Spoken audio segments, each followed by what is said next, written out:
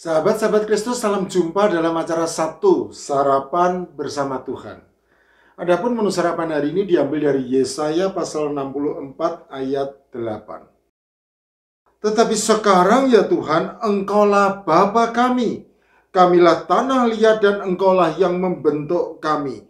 Dan kami sekalian adalah buatan tangan-Mu. Hubungan yang mendasar antara Allah pencipta dengan umat manusia yang Ia ciptakan serupa serta segambar dengan dirinya, mendapat gambar padanan yang tepat dalam hubungan alamiah antara Bapa dengan anaknya. Itulah sebabnya anak Allah dalam bahasa Ibrani mengandung pengertian seperti Allah dan bukan anak yang dilahirkan oleh Allah. Sebutan Bapa dalam teologi Perjanjian Lama secara khusus mengungkapkan hubungan perjanjian antara Allah dengan bangsa Israel yang merupakan umat pilihannya. Jadi dalam pengertian teologis, maka hubungan Bapa anak tersebut merupakan hubungan kolektif dan bukan hubungan perseorangan. Hal ini nampak jelas dari kata kami atau kami sekalian yang digunakan oleh Yesaya. Tetapi sekarang ya Tuhan, Engkaulah Bapa kami, kamilah tanah liat dan Engkaulah yang membentuk kami, dan kami sekalian adalah buatan tangan-Mu. Bangsa Israel sebagai umat perjanjian merupakan anak Allah. Oleh karena itu Allah sebagai Bapa menuntut apa yang menjadi haknya, yaitu rasa hormat dari anaknya. Maleaki dengan nada kesal penuh tuntutan menyampaikan hal tersebut. Seorang anak menghormati bapaknya dan seorang hamba menghormati tuannya. Jika aku ini bapa, di manakah hormat yang kepadaku itu? Jika aku ini tuan, di manakah takut yang kepadaku itu? Firman Tuhan semesta alam kepada kamu, hai para imam yang menghina namaku. Maleaki pasal 1 ayat 8. Selanjutnya perlu juga dipahami bahwa hubungan perjanjian antara Allah sebagai Bapa dengan bangsa Israel sebagai anaknya sejatinya di dalam pengertian teologis merupakan hubungan yang bersifat menyelamatkan. Hal ini dapat dianggap sebagai pertanda penyataan kebapaan Allah di dalam perjanjian baru yang secara khas dan sangat pribadi diajarkan oleh Tuhan Yesus Kristus.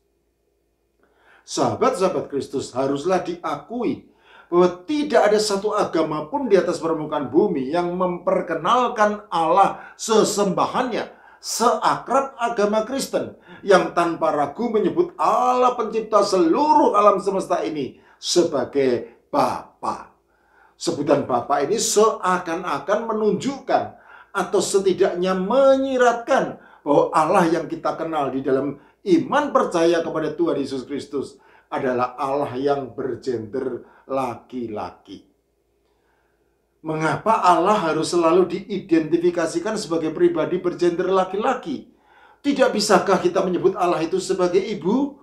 Begitulah protes keras yang terlontar dari kaum feminisme, yaitu gerakan perempuan yang menuntut adanya persamaan hak sepenuhnya antara perempuan dan laki-laki. Ya, betul. Allah itu sejatinya laki-laki atau perempuan. Hal ini seharusnya tidak perlu diperdebatkan apabila kita memahami bahwa Allah adalah roh. Yohanes pasal 4 ayat 24. Allah itu roh. Ini berarti bahwa Allah adalah pribadi yang tidak bergender. Jadi Allah itu bukan laki-laki, juga bukan perempuan, apalagi transgender.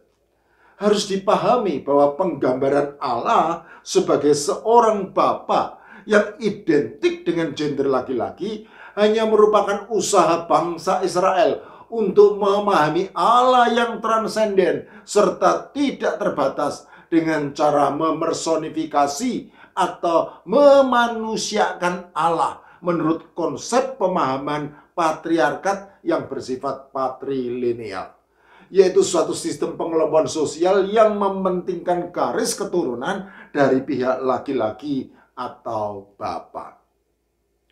Oleh karena itu, Di dalam konteks pemahaman bangsa Israel, Allah dianggap sebagai seorang bapa yang memang seharusnya bertanggung jawab akan kehidupan anaknya. Bagi bangsa Israel, Allah adalah Allah pemimpin, Allah pelindung, Allah pemelihara. Seperti layaknya seorang bapa dalam sistem sosial kemasyarakatan yang mereka anut. Jadi, haruslah dipahami bahwa penggambaran Allah sebagai seorang bapa membantu bangsa Israel untuk memahami pribadi Allahnya lebih baik ketimbang sebagai seorang ibu. Sebagai contoh, Daud menggambarkan Allah sebagai seorang bapa untuk menunjukkan besarnya kasih Allah kepada umatnya, ibarat kasih seorang bapa kepada anak-anaknya. Tuhan adalah penyayang dan pengasih, panjang sabar dan berlimpah kasih setia. Tidak selalu ia menuntut dan tidak untuk selama-lamanya ia mendendam. Tidak dilakukannya kepada kita setimpal dengan dosa kita, dan tidak dibalasnya kepada kita setimpal dengan kesalahan kita. Tetapi setinggi langit di atas bumi, demikian besarnya kasih setianya atas orang-orang yang takut akan Dia. Sejauh timur dari barat, demikian dijauhkannya daripada kita pelanggaran kita. Seperti Bapa sayang kepada anak-anaknya, demikian Tuhan sayang kepada orang-orang yang takut akan Dia. Mazmur pasal 103 ayat 8 sampai 13. Sekali lagi saya nyatakan bahwa penggambaran Allah sebagai seorang bapa membantu bangsa Israel untuk memahami pribadi Allahnya jauh lebih baik ketimbang sebagai seorang ibu. Meskipun harus juga diakui bahwa gambaran yang melebihi kasih seorang ibu terkadang digunakan dalam perjanjian lama. Misalnya, dapatkah seorang perempuan melupakan bayinya sehingga ia tidak menyayangi anak dari kandungannya? Sekalipun ia melupakannya, aku tidak akan melupakan engkau. Yesaya pasal 49 ayat 15. Bagaimanakah dengan sahabat-sahabat Kristus? Memahami Allah lebih baik sebagai bapa atau sebagai ibu? Atau keduanya?